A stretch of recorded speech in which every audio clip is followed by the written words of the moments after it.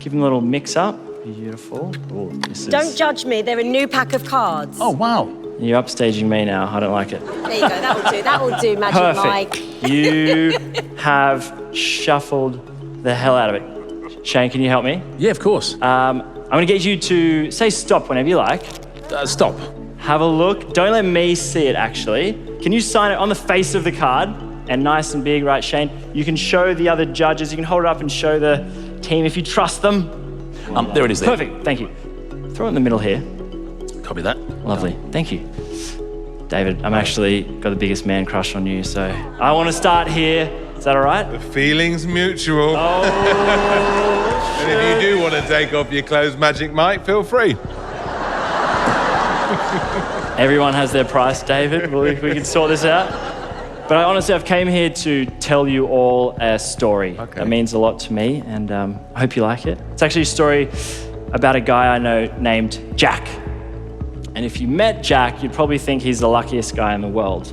I mean, he's got a loving family and plenty of mates. And they think he's kind of funny. They always think of him as a bit of a joker.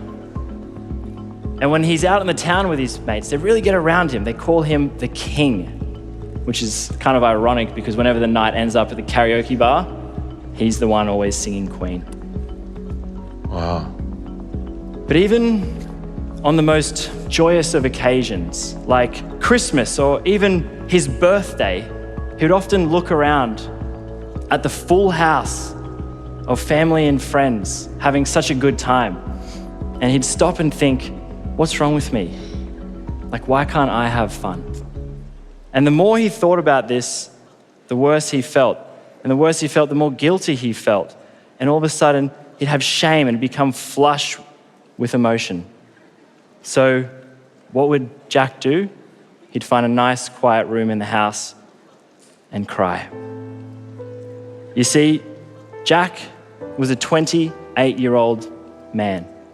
And in his mind, 28-year-old males, they needed to be strong. They don't talk about their feelings. And it wasn't until he learnt that 1 in 10 Australians actually seek professional help that he realised he wasn't alone. And that's what gave him the courage to talk to his friends. And when he did, they thought it showed true heart to talk about his feelings. So he started to do some research, and he was shocked to learn that in the most recent year, 3,318 Australians took their own lives. That's 63 people every single week. 63. And for every person that did, another 20 attempted to. In Australia, suicide is the leading cause of death for people aged between 15 to 44. And he didn't want to become another statistic. But do you know what really helped Jack? It was hearing other people's stories. And not just stories from his friends and family, but stories from Australian royalty,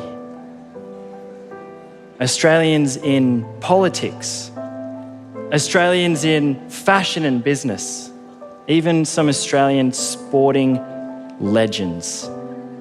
Hearing these people share their own personal stories about their struggles helped Jack recognize his fears and made him realize he's not alone. So do you know what Jack decided to do? Jack decided to share his story on Australia's Got Talent.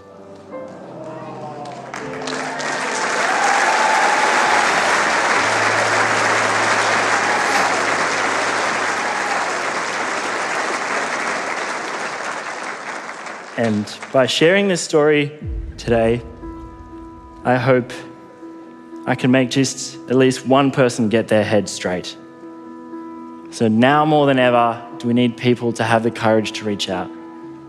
There's a trained professional just a phone call away, 24/7. Don't cry, mate. Thank you. I want all Australians, genuinely, who are struggling with their mental health, to remember that without the rain, there can be no rainbow. So I want all Australians to shine bright like a diamond.